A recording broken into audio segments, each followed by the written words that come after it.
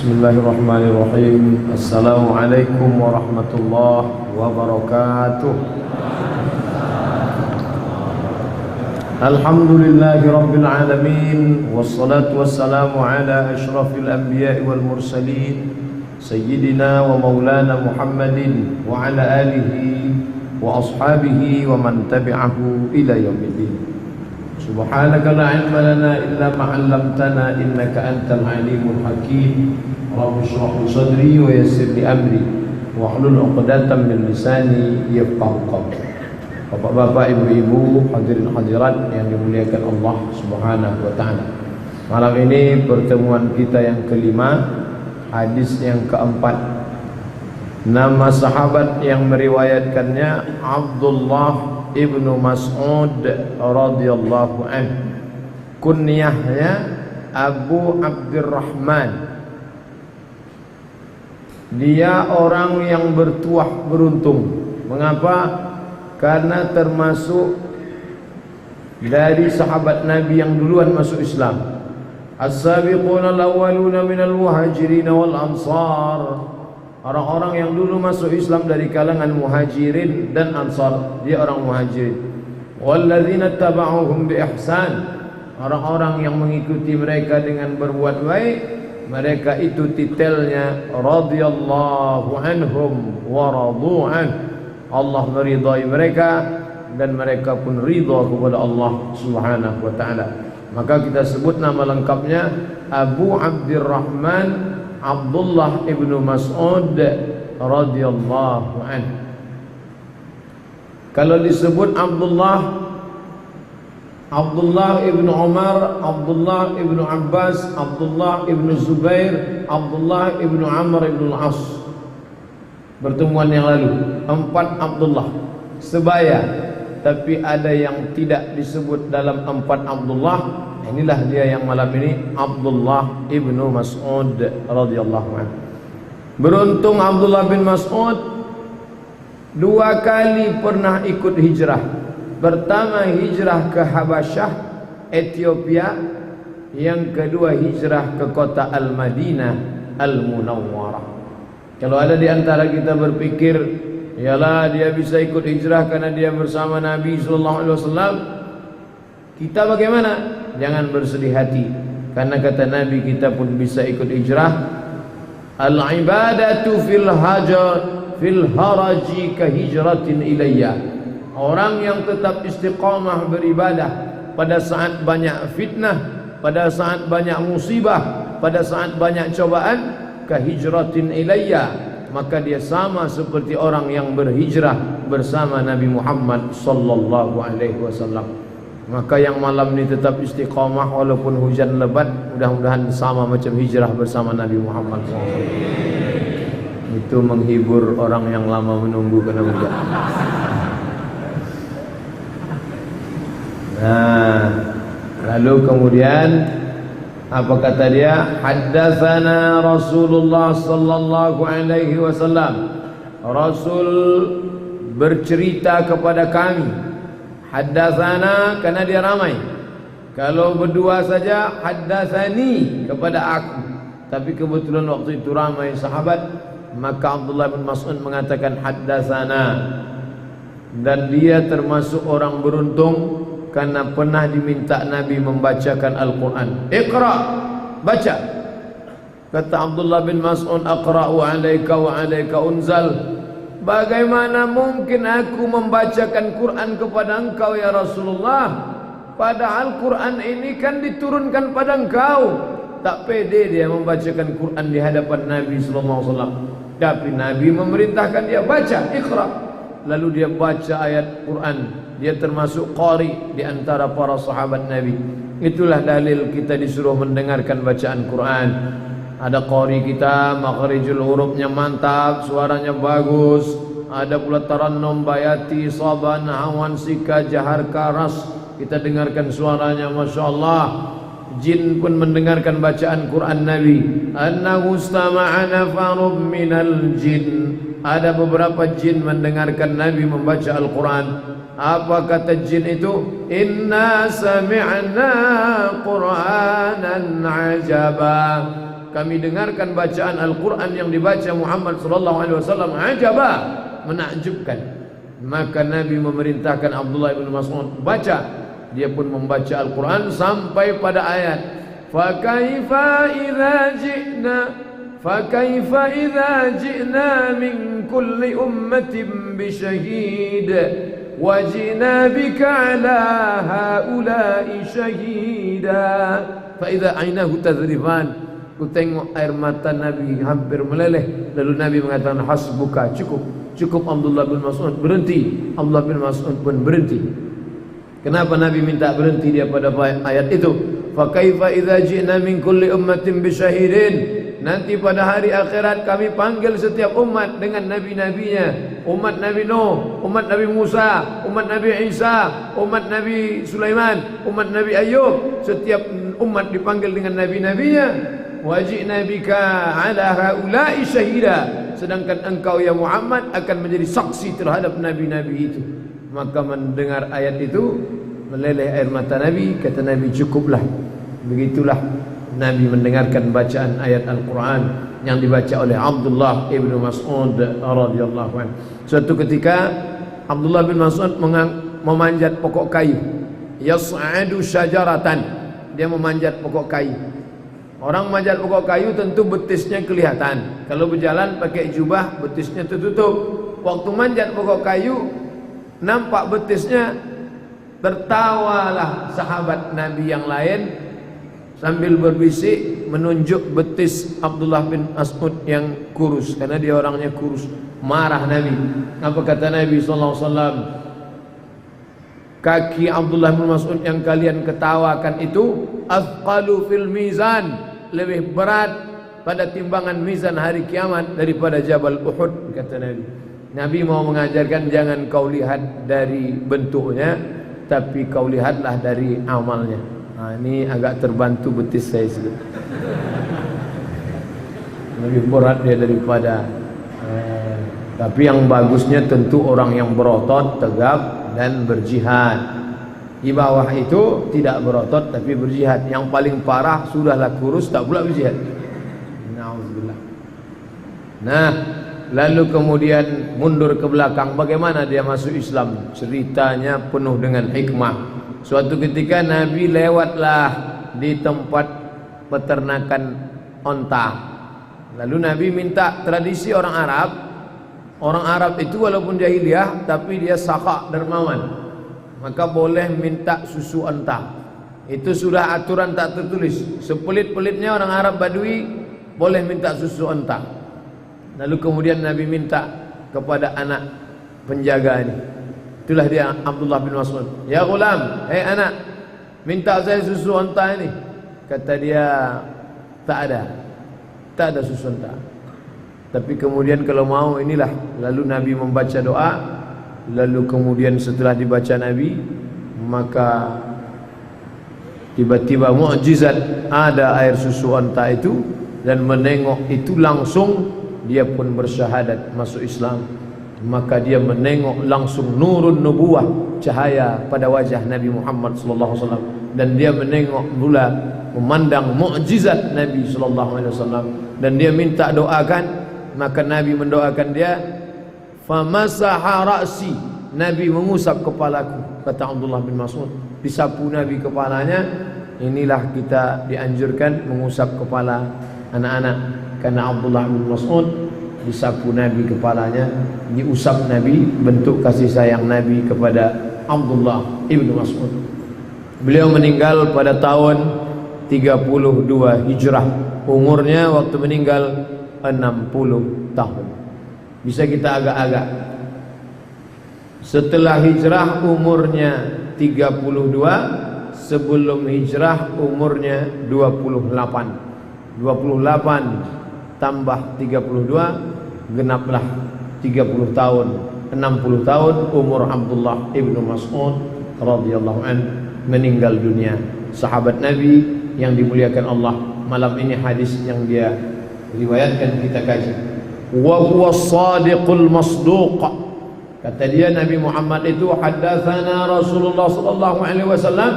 Rasulullah meriwayatkan hadis ini kepada kami. wa huwa shadiqul masduq. Huwa dia, maksudnya Nabi Muhammad, shadiq yang jujur, yang benar, al masduq yang dibenarkan. Shadiq benar, masduq dibenarkan. Siapa yang membenarkan dia? Allah. Orang kafir mengatakan dia sahir, tukang sihir, majnun, orang gila, asatirul awwalin, dongeng-dongeng nenek moyang. Maka Allah membantah, Yasin, innaka, sesungguhnya engkau ya Muhammad, laminal mursalin. Lam itu kalau dibaca pendek artinya sungguh. Laminal mursalin, sungguh engkau seorang rasul.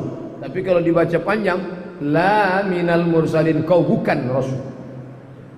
Sebab itu baca Quran baik-baik. Rubbatalil Quran wal Quranu yal'anuh.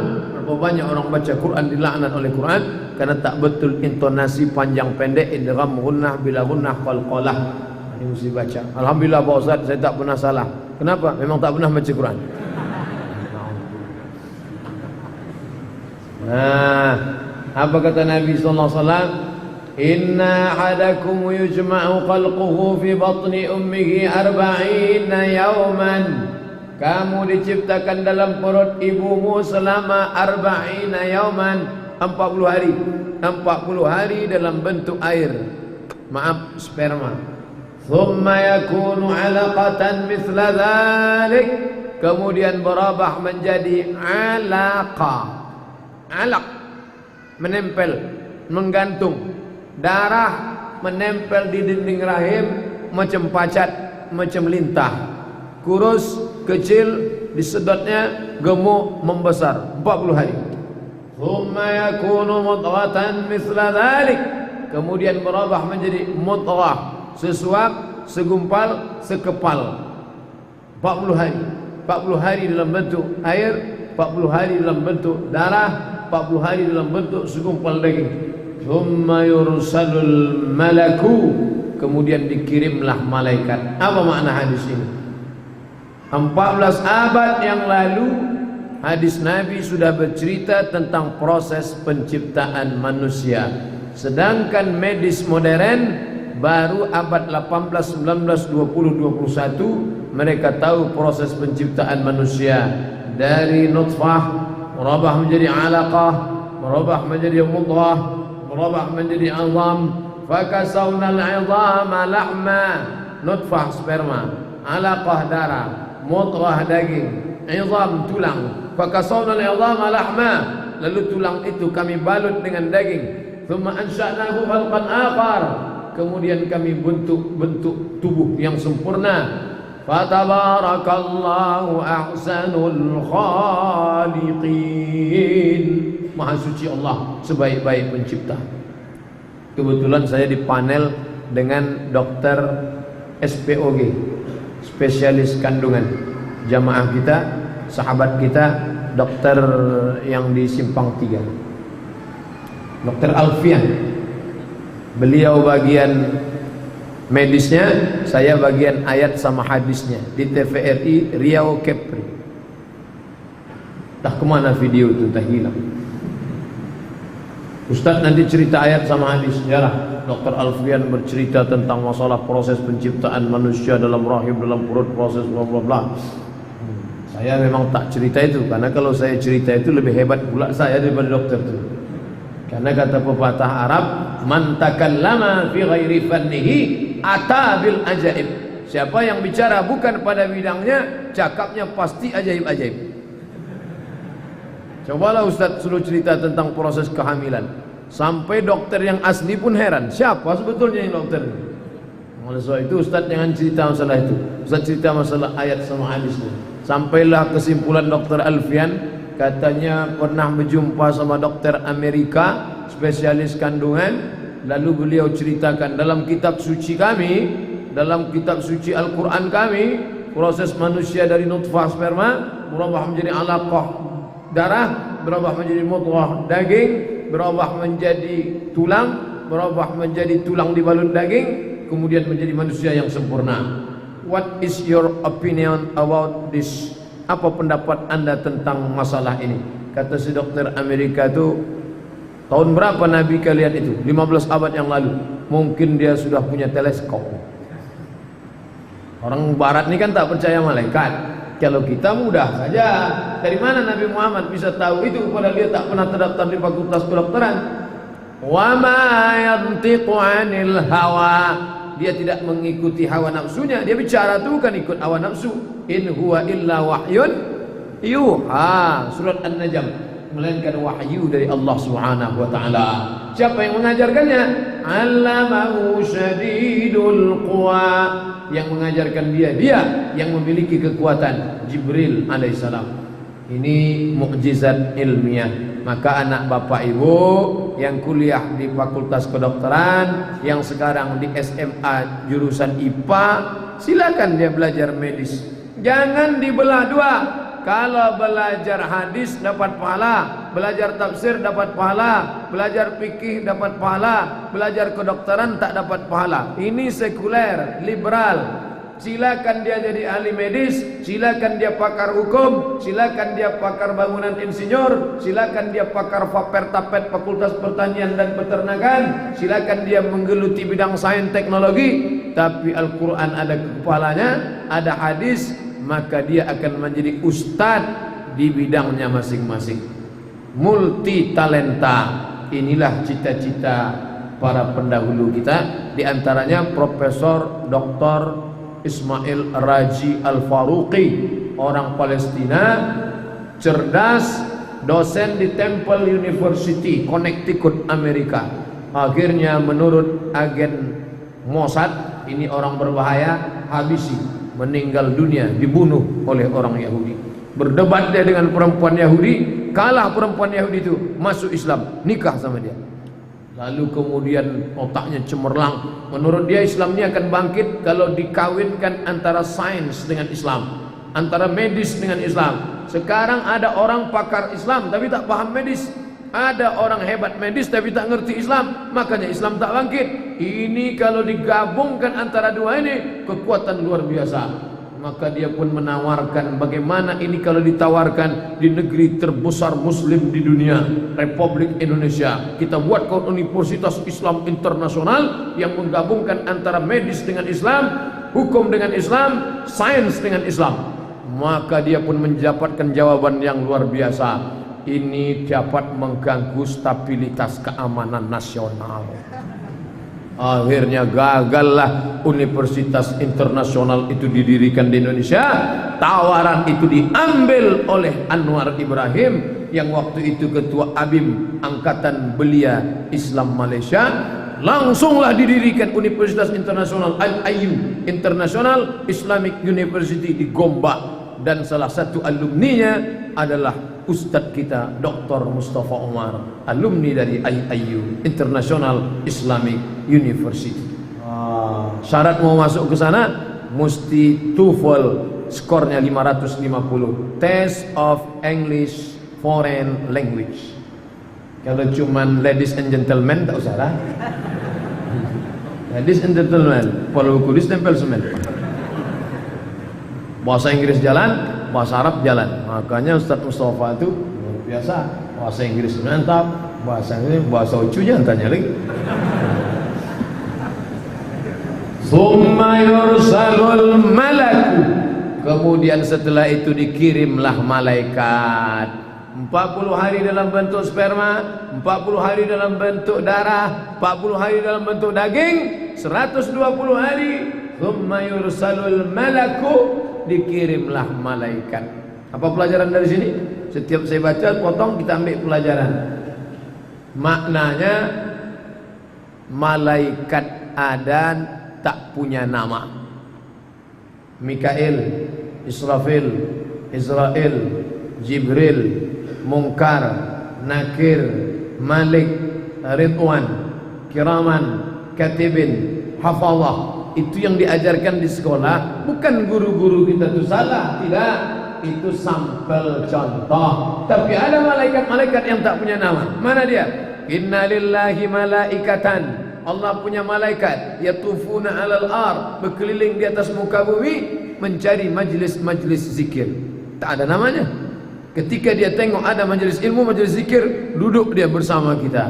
Makanya dijaga wudhu, dijaga adab menuntut ilmu, karena ada malaikat bersama kita, tapi tak disebutkan namanya. Maka malaikat tak bisa dibatasi jumlahnya, tak dibatasi namanya, tapi ada yang diceritakan Allah, ada yang tidak. Termasuklah ada malaikat yang bertugas membawa roh dari alam arwah masuk ke dalam alam rahim, dihembuskan, maaf cakap, ke rahim, ke perut ibu-ibu. 120 baru dia masuk ke dalam. Ini juga pelajaran bahwa roh itu datang diantar, balik dijemput. Adapun yang datang tak diantar, balik tak dijemput, hantu jelangkung. Adapun roh tak bisa dipanggil, tak bisa direquest. Maka kalau orang meyakini iman dengan hadis ini, tidak ada orang tua yang menyumpah anaknya, malu aku punya anak macam kau. Kenapa? Karena kita tak pernah minta anak itu, Allah mengirimnya. Dan tidak pula ada anak yang durhaka. Malu aku punya mak macam kau. Aku maunya emak itu hidungnya mancung, matanya biru, rambutnya pirang, kulitnya putih. Malu aku punya. Karena kita tidak pernah request. Dan malaikat tak pernah kasih kertas, kau mau jadi apa? A. Arab, B. Batak, C. Cino. Tak ada. Itu semua murni ketetapan Allah. Thumma yursalul malaku, lalu dikirimlah malaikat membawa roh Abdul Somad masuk ke dalam perut mak saya. Kebetulan mak saya orang Melayu, maka saya jadi orang Melayu. Kebetulan mak bapak orang Minangkabau, maka bapak pun jadi orang Minangkabau.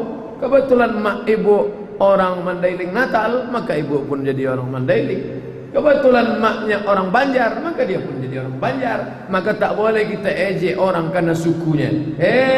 Batak, Cina, tak boleh, karena dia tak pernah minta. Makanya ada yang bisa diminta, ada yang tidak. Ini murni ketetapan Allah Subhanahu wa ta'ala, kehendak Allah. Thumma yursalul malaku, dikirimlah malaikat, fayanfukhu, nafakha yanfukhu, ditiup, ditiupkannya lah roh tadi ke dalam daging yang sudah siap menerima tadi. Maka disitulah awal kehidupan. Fayanfukhu fihi ruh wa yu'maru bi arba'i kalimat. Kemudian diperintahkan dia untuk menetapkan 4 kalimat. Pertama, bikatsbi rizqihi, rezekinya. Yang kedua, wa ajalihi, umurnya. Yang ketiga, wa syaqiyun, sengsara. Yang keempat, au sa'idun, atau sa'id. Sa'id artinya bahagia. Jadi kalau ada nama sini Pak Sa'id, Pak bahagia, Mr. Happy. Sa'id, bahagia. Ini hadis ini bisa membuat orang menjadi apatis, pasif, tak mau bekerja. Besok pagi dibangunkan istrinya, bang, ayo kita buka toko. Tak usahlah, rezeki kita sudah tertulis. Nih, itu bahayanya mengkaji tak berguru. Apa makna menuliskan rezeki, ajal, amal, sengsara, bahagia? Maknanya menyikapi ini, umat ini terbagi beberapa kelompok. Yang satu mengatakan kita ini jabriyah, jabr, jim, ba, ra, jabr, majbur, terpaksa. Katanya kita ini terpaksa, macam wayang yang dimainkan oleh dalang, belok ke kiri, belok ke kanan, terpaksa. Ini kelompok jabriyah. Yang satu lagi qadar, qadara, qadariyah. Katanya tak ada tu takdir, tak perlu percaya kepada takdir. Dua kelompok yang berseberangan antara Jabriyah dengan Qadariyah. Udah azan. Ikhtilaf nampaknya ulama. Yang satu mengatakan Jabriyah, tak perlu cari rezeki karena sudah dituliskan. Tak perlu kita berusaha, duduk aja lah, nanti datang sendiri. Duduk aja. Nah, datang kan 2 botol. Perlu dicari gitu. Yang satu lagi mengatakan qadar, tak ada tu takdir. Mu'tazilah, 2 kelompok. Maka datanglah Ahlus Sunnah wal Jamaah. Itulah dia Imam Abul Hasan Al-Asy'ari, tidak condong kepada Jabariyah, tidak condong kepada Qadariyah, tapi dia kepada Ahlus Sunnah, kepada sunnah Nabi Muhammad sallallahu alaihi wasallam. Maka Ahlus Sunnah mengatakan ada di sana kasbu, kab sin ba kas, artinya usaha, ada ikhtiar, rezeki, ajal, perbuatan, sengsara, bahagia. Ini hadis kalau dipahami secara tekstual, orang akan menjadi apatis dan tak mau berusaha. Lalu yang disalahkan takdir, maka muncullah satu gerakan namanya Neo Mu'tazilah yang mengatakan rukun iman dipangkas saja jadi 5. Untuk minabillah wa malaikatihi wa kutubihi wa rusulihi wal yaumil akhir. Takdir tak usah, karena gara-gara takdir ini umat Islam jadi mundur, tak mau berusaha. Tak usahlah berusaha, rezeki sudah ditetapkan. Maka di sini dijelaskan oleh para ulama, memahami hadis-hadis tentang takdir secara umum ada 3 yang mesti dilakukan. Pertama, jangan menarik kesimpulan dari satu hadis. Ada satu kitab ditulis Syekh Yusuf Al-Qaradawi, judulnya Kaifa Nata'amal Ma'as Sunnah, bagaimana berinteraksi dengan hadis. Sudah diterjemahkan ke bahasa Indonesia, dicetak oleh Gema Insani Press, GIPS, Jakarta. Bagaimana cara berinteraksi dengan hadis? Kumpulkan hadis-hadis yang banyak dalam satu tema, baru tarik satu kesimpulan. Karena hadis ini akan dilengkapi hadis ini. Sama macam hadis tentang solat. Mana ada hadis tentang solat dari mulai niat sampai takbiratul ihram sampai salam? Tak ada. Hadis ini, hadis tentang ruku', hadis tentang sujud.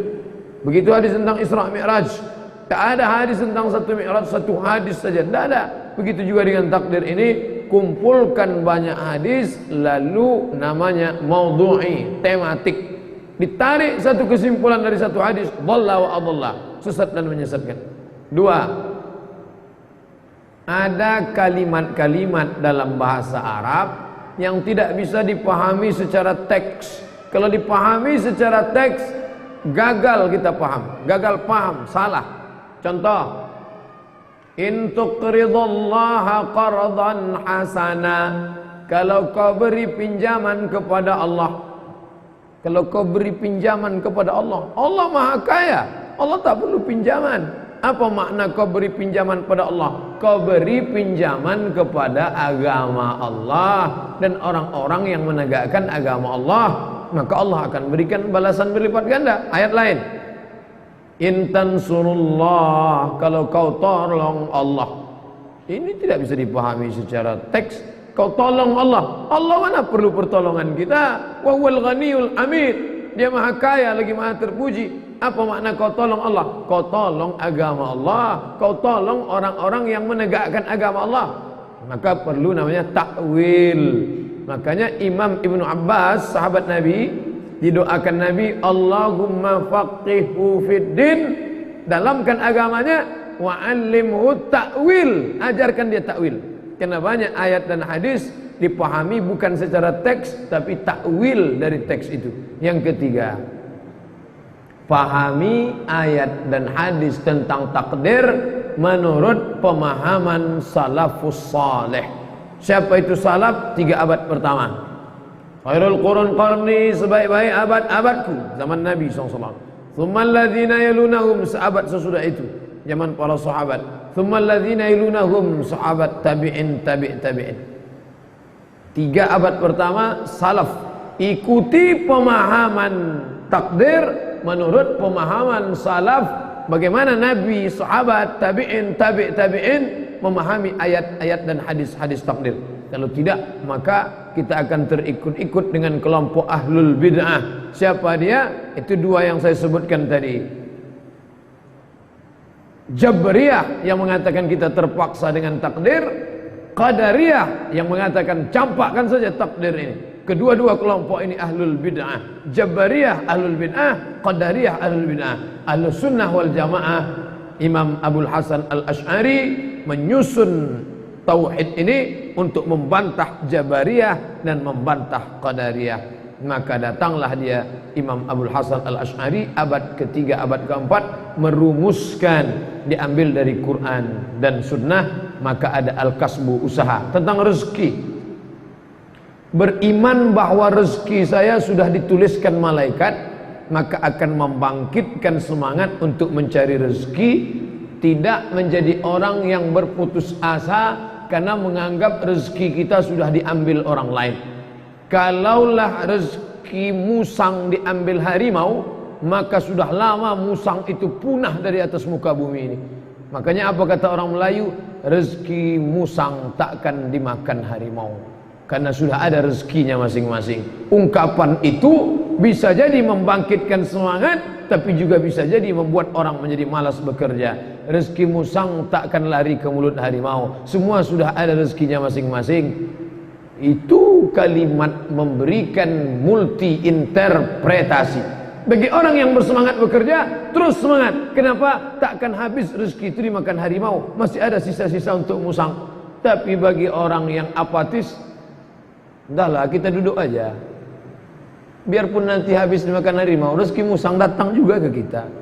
Ini tak betul. Oleh sebab itu lihatlah bagaimana Nabi mengajarkan rezeki. Adakah Nabi dan sahabat duduk-duduk saja berpangku tangan? Nah, ketika pindah sahabat dari kota Makkah ke kota Madinah, tak ada harta yang bisa dibawa. Lalu kemudian datanglah Nabi mempersaudarakan Abdurrahman bin Auf dengan Sa'ad bin Rabi'. Lalu Sa'ad menawarkan, kau ambil rumahku, mana yang kau mau ambil. Kau ambil istriku ini, nanti ku ceraikan. Waktu itu poligami belum lagi ada batasan, belum turun ayat masna wa thulatha wa ruba'.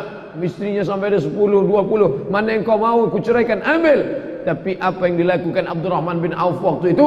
Dullani ala suq, tunjukkan saya mana pasar kota Madinah. Itu menunjukkan mereka semangat mencari rezeki. Mereka tidak tidur-tiduran di emperan Masjid Nabawi.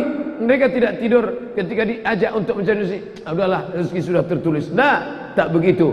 Maka ayat Quran juga mengajarkan, idza qudiyatis shalah, kalau salat sudah dilaksanakan, fantashiru fil ard, bertebaranlah di atas muka bumi, wabtaghu min fadlillah, cari karunia Allah Subhanahu wa taala. Makanya doa masuk pintu masjid, Allahumma ftahli abwaaba rahmatik, bukakan untuk aku pintu-pintu rahmatmu. Tapi kalau keluar dari masjid, Allahumma inni as'aluka min fadlik, aku minta bukakan pintu rezekimu. Kenapa? Keluar dari masjid, langsung pergi ke pasar, langsung buka toko ruko, yang pergi ke sungai mencari ikan, yang punya tanah kebun tanam tanaman, minta rezeki kepada Allah Subhanahu wa taala. Ada keyakinan dalam diri bahwa rezekiku tidak akan diambil orang lain. Itu diantara ucapan kalangan salaf bernama Imam Al-Hasan Al-Basri. Apa kata dia? Alimtu anna rizqi la ya'khudhuhu ghairi. Aku tahu rezekiku yang sudah ditetapkan Allah tidak akan diambil orang lain. Fatma'anna qalbi, maka hatiku pun menjadi tenang. Tapi ini juga memberikan mata pisau dua, satu ke bawah, satu ke atas. Maka dia mesti dijelaskan dengan baik. Oh, rezekiku sudah ada, kalau begitu tak perlu aku risau, nanti dia akan datang sendiri. Tetap kita mengusahakannya. Tengoklah bagaimana rezeki yang sudah ditetapkan Allah untuk Hajar. Tapi Hajar tak tahu bahwa itu untuk dia. Dia lari ke Bukit Safa, tak ada air. Dia lari ke Bukit Marwah, tak ada air. Lalu kemudian dia datang, ternyata Allah sudah menyiapkan air dari tumit tapak kaki Ismail alaihissalam. Tapi itu keluar bukan karena dia duduk-duduk santai. Hajar tak ada duduk santai. Rezeki kita udah ada, nak, tenang-tenang aja, nanti muncul sendiri air ini. Nah, tapi tetap dia cari. Begitu juga dengan Maryam. Maryam memegang anaknya yang baru lahir, Isa alaihissalam. Apa kata Allah kepada Maryam? Wa ghuzzi ilaiki bi jiz'in nakhlati. Kau goncangkan pangkal batang korma di belakang dengan pundakmu, anakmu tetap kau pegang, kau goncangkan ke belakang. Tusaqit alaiki rutaban janiya, akan gugur buah korma dari atas. Maka kumpulkan ayat, hadis, pemahaman salaf, barulah sempurna dia. Dia seperti puzzle. Puzzle gambar, jangan ambil sepotong, tak utuh dia, maka ambil uni, gambar mobil, ada bannya, ada atapnya, ada jendelanya, ada spionnya, ada mesinnya, barulah dia menjadi gambar yang sempurna. Kenapa Allah tak kasih saja satu? Kenapa? Disitulah nampak yarfa'illahu allazina amanu minkum. Allah ingin menunjukkan mana keutamaan orang beriman, ada di atas itu. Siapa dia? Wallazina utul ilma, orang yang berilmu. Ada beriman, ada berilmu. Darajat, diangkat Allah beberapa derajat. Masalah fisik, ada yang tinggi, ada yang sedang, ada yang rendah. Masalah rezeki, ada yang tinggi, ada yang sedang, ada yang rendah. Masalah memahami Al-Quran dan Sunnah pun macam ini juga. Tak semua sahabat Nabi, 114.000 jumlah sahabat Nabi, kata Imam Abu Zur'ah. Tak sama semua kualitasnya. Ada yang hebat dalam bidang hadis, Abu Hurairah radhiyallahu anhu. Ada yang hebat dalam bidang tafsir, Abdullah ibn Abbas radhiyallahu anhu. Ada yang faqih, ahli fikih, Abdullah ibn Umar, Aisyah, Abdullah ibn Mas'ud. Ada yang bidang bacaan Al-Quran, qiraatnya, yaitu Ubay bin Ka'ab, Zaid ibn Thabit. Ini menunjukkan ada kelebihan masing-masing. Maka begitu juga dengan masalah rezeki ini. Dengan meyakini bahwa rezeki ditulis, maka jangan ragu. Ibu yang punya anak, jangan sampai, nak, aku tinggalkan engkau, aku khawatir nanti kau makan apa, maka kau makanlah segalanya. Aku khawatir nanti kau susah. Ini sudah kusiapkan duit korupsi, duit haram, duit sikut, duit tunjang, duit sipak, duit sundul. Gara-gara khawatir anak tak makan, lalu menyediakan harta haram. Na'udzubillah, na'udzubillah. Makanya Nabi Ibrahim, Nabi-Nabi, apa kata Nabi Yaqub, ma ta'buduna min ba'di, sesudah aku mati nanti, apakah kau punya keyakinan atau tidak? Itu makna ta'buduna min ba'di. Bukan sudah aku mati nanti kau makan apa, nanti kau gimana. Itulah yang membuat orang menjadi kufur nikmat Allah subhanahu wa ta'ala. Pahami makna rezeki dengan baik. Yang kedua, ajal. Dengan saya penuh keyakinan bahwa ajal saya sudah ditetapkan Allah, membuat saya tidak takut pada mati. Karena kalau tak mati, kata Allah, tidak. Orang yang tidak meyakini ajalnya dikehendaki Allah, maka bawaannya takut saja. Ini hujan nih, tak usahlah ke masjid, nanti jalan tertutup, masuk lubang, mati pula kita. Ini hujan nih, banyak nyamuk, nanti di pengajian digigit nyamuk, kena Aedes aegypti, mati pula kita. Ini bapak ibu yang hadir malam ini orang-orang yang tak takut mati semua. Kan takut juga, tak ada punya.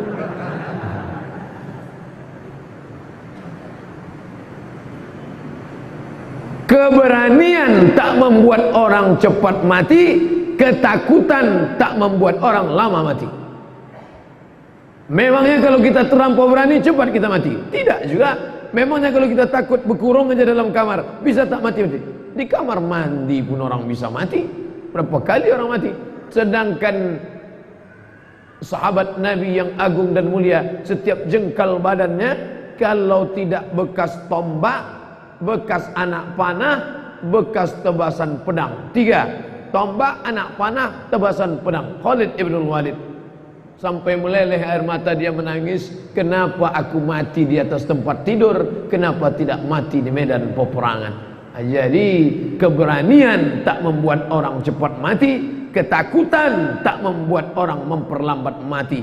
Makanya ayat-ayat hadis-hadis tentang mati membangkitkan semangat para ulama berjihad fi sabilillah. Kalau memang sudah mati, di tempat tidur pun kita mati. Berapa lama, berapa banyak orang yang sama-sama tidur kita tadi malam, tapi subuh tadi tak bangun, diketok tak juga buka, didobrak baru terbuka, rupanya sudah mati karena tak lagi ditiupkan Allah roh ke dalam jasadnya.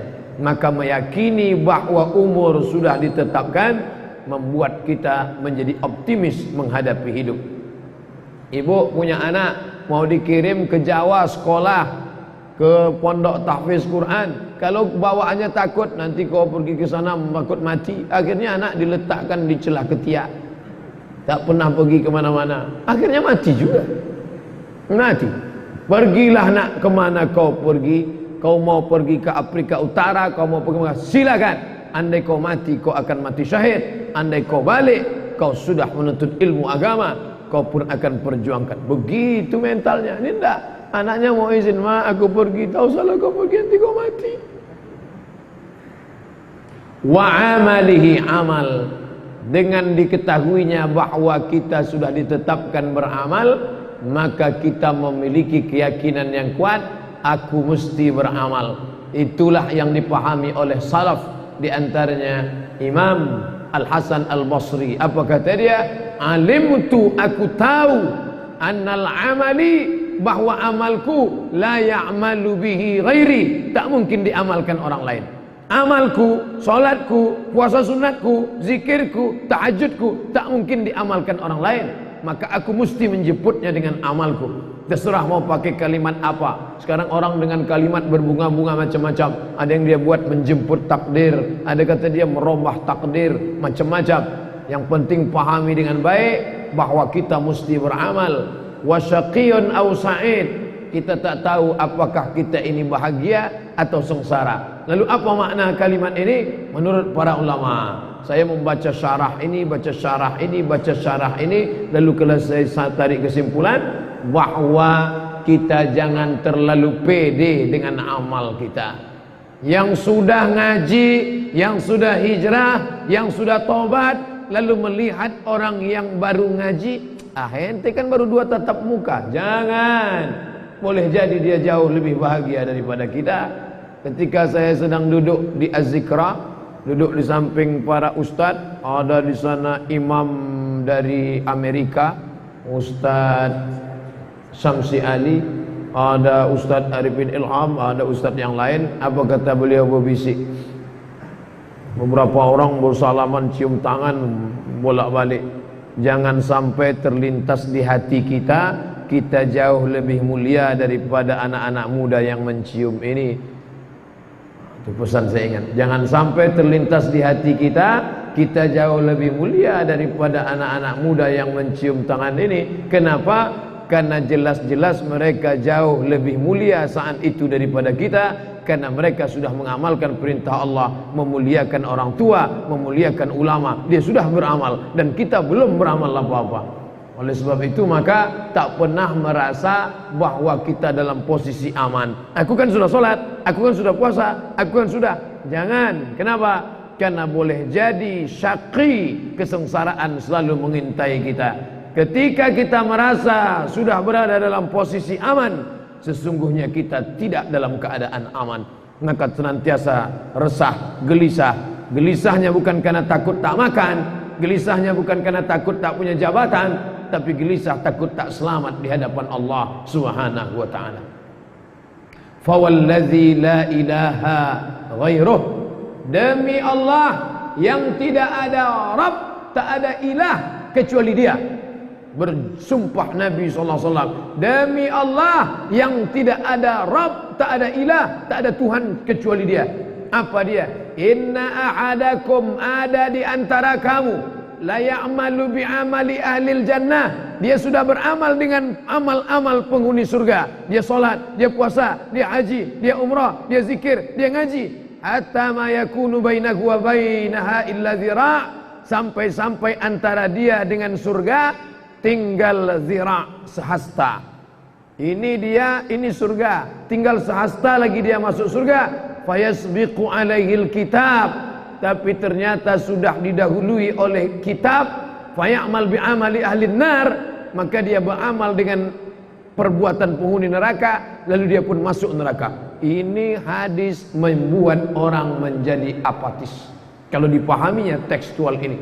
Ada orang beramal amal ahli surga, puasa sunat, solat sunat, tahajud, iktikaf, tapi karena tertulis sudah menjadi penghuni neraka, walaupun tinggal sehasta lagi masuk surga, tak jadi masuk surga karena dia sudah tertulis menjadi penghuni neraka.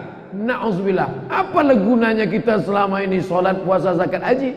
Maka kata Syekh Ramadan Sa'id Al-Buti dalam kitabnya, di syarahnya hadis ini, Al-insan bainal musayyar wal mukhayyar. Al-insan, manusia, bainal musayyar wal mukhayyar. Ada saatnya dia dijalankan, tak bisa memilih, tapi ada saatnya dia bisa memilih. Saya tak bisa memilih lahir tahun berapa, menjadi suku apa, ayah saya siapa, emak saya siapa. Saat itu saya tak bisa memilih. Saat itu saya musayyar, diperjalankan Allah. Tapi ada saatnya saya bisa memilih. Malam ini kita memilih pergi atau tak pergi. Selesai ini kita milih pulang atau singgah nongkrong. Habis ini kita bisa milih besok kita mau sholat subuh atau tidak. Maka ada saatnya memilih, ada saatnya tidak memilih. Sekarang manusia ini salah. Pada saat yang mestinya dia memilih, dia tidak memilih. Pada saat mestinya dia tak bisa memilih, tapi dia ingin memilih. Maka akhirnya kekacauan pun terjadi. Kenapa aku hidup sekarang? Kenapa aku tidak hidup zaman Nabi? Kenapa aku tidak jadi sahabat Nabi? Padahal itu tak bisa memilih. Tapi pada saat mestinya dia memilih, mestinya kau pilih, kau sholat ke masjid. Tapi dia memposisikan diri, tak bisa memilih. Kau kenapa tak ke masjid? Aku sudah tertulis tak sholat hari ini. Ini orang sungsang otaknya. Beragama tidak mencari kebenaran, tapi agama dijadikannya stempel pembenaran. Dia memang salah, pelaku dosa, pezina, lalu dicarikannya dalil-dalil agama untuk membenarkan tingkah lakunya. Ini orang model begini sudah ada sejak zaman Umar bin Khattab. Ditangkap dia. Ketika ditangkap, kenapa kau mabuk minum khamar? Apa kata dia? Aku minum khamar karena ditakdirkan Allah minum khamar hari ini. Kata Umar, cambuk dia plus. Orang minum khamar cambuknya 40 kali. Tambah lagi kata Umar. Kenapa? 40 kali untuk dosa minum khamar, tambahan karena bicara takdir tanpa ilmu. Oleh sebab itu kata Syekh Muhammad Said Ramadan Al-Buti, apa makna hadis ini? Dijelaskan oleh hadis lain. Sama seperti pertemuan kita sebelumnya. Hadis tentang Jibril duduk meletakkan tangannya di atas pahanya. Di atas paha dia atau di atas paha Nabi? Dijelaskan riwayat lain dalam Sunan Nasa'i. Di situ dijelaskan dia meletakkan tangannya di atas paha Nabi. Begitu juga dengan hadis ini. Ada satu orang beramal dengan amal ahli surga, sampai antara dia dengan surga tinggal sehasta, tapi sudah didahului kitab dia masuk neraka, maka akhirnya dia berbuat amal neraka, masuk neraka juga dia akhirnya. Penjelasannya dalam hadis Sahih Bukhari, yabdu, kelihatannya di pandangan manusia, artinya apa? Di dalam amalnya itu ada unsur riya. Hadis ini dijelaskan hadis lain. Sekarang bagaimana kalau hadis ini kita baca, dikompromikan, dikorelasikan, dikombinasikan dengan hadis yang ada dalam Sahih Bukhari? Ada orang beramal dengan amal ahli surga, kelihatannya di depan manusia macam amal ahli surga, tapi ternyata tak ada keikhlasan dalam dirinya, maka akhirnya dia masuk neraka. Kenapa? Karena riya. Begitulah pemahaman memahami hadis dengan pemahaman yang sempurna dikombinasikan dengan hadis lain. Bagian akhir dari hadis, wa inna a'adakum, ada di antara kamu, la ya'malu bi amali ahli nar, dia sudah beramal dengan amal ahli neraka, berzina, minum khamar, berjudi, ma yakunu bainahu wa bainaha illa zira', sampai-sampai antara dia dengan neraka itu tinggal sehasta, sikit lagi masuk neraka. Fayasbiqu alaihil kitab, tapi dia sudah didahului kitab. Fayamalu bi ahli jannah, lalu kemudian dia beramal dengan amal ahli surga. Fayadkhuluhu, dia pun masuk surga. Apa makna yang terkandung dalam kalimat ini? Bahwa orang yang pelaku dosa, jangan pernah kau putus asa dari rahmat Allah Subhanahu wa ta'ala. Tak terhitung berapa SMS, WhatsApp, message yang masuk. Ustaz, saya ini penuh dosa, masa kecil tak pernah belajar agama, saya berzina, apakah masih ada terbuka pintu untuk saya? Nih hadis jawaban untuk saudara-saudara kita yang merasa dirinya berdosa. Kalian yang sudah beramal dengan amal ahli neraka, tapi kalau berbuat baik, maka Allah Subhanahu wa ta'ala tetap membukakan pintu kebaikan. Beramallah dengan amal ahli surga, jangan ada riak di dalamnya, karena nanti di akhirat manusia ini akan terbagi tiga. Kalaupun kita sekarang macam-macam kelompok agama, aliran, mazhab, hanya terbagi 3 nanti di akhirat. Pertama, orang yang beramal karena Uzair. Kedua, orang yang beramal karena Isa. Ketiga, orang yang beramal karena Ria. Hai kalian yang beramal karena Uzair, cari Uzair. Aku tak mau beri balasan pada kalian, cari Uzair. Hai kalian yang beramal karena Isa, cari Isa. Aku tak mau beri balasan pada kalian karena kalian beramal karena Isa, cari Isa.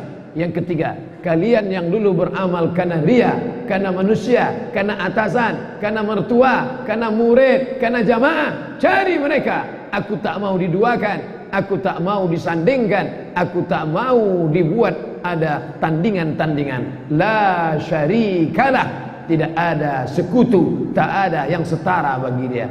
Inilah pemahaman tentang hadis ini menurut para ulama, bukan menurut saya. Bapak Ibu yang dimuliakan Allah Subhanahu wa taala, hadis ini ada dalam kitab Sahih Al-Bukhari, ada juga dalam Sahih Muslim, maka ditutup oleh Imam Nawawi dengan rawahul Bukhari wa Muslim. Hadis ini diriwayatkan oleh Imam Muhammad ibnu Ismail ibnu Ibrahim ibnu Al-Mughirah ibnu Al-Bardizbah Al-Bukhari, Sahih Al-Bukhari. Muslim Ibnu Al-Hajjaj Al-Qushairi An-Naisaburi dalam kitab Sahih Muslim. Itu yang dapat saya jelaskan. Mudah-mudahan ada manfaatnya. Terima kasih atas segala perhatian. Mohon maaf atas segala kesilapan. Yang terpenting dari hadis ini adalah bahwa kita akan dinilai sebagaimana akhir husnul khatimah. Mudah-mudahan kita mendapatkan husnul khatimah insyaallah. Amin ya rabbal alamin. Makanya di antara doa yang diajarkan Nabi, Allahumma inni as'aluka khaira amali khawatimahu. Sebaik-baik amalku adalah khatim, penutupnya nanti. Tapi orang yang berbuat baik, maka Allah insyaallah akan tutup usia dia dengan Allahumma khtim lana bi husnil khatimah.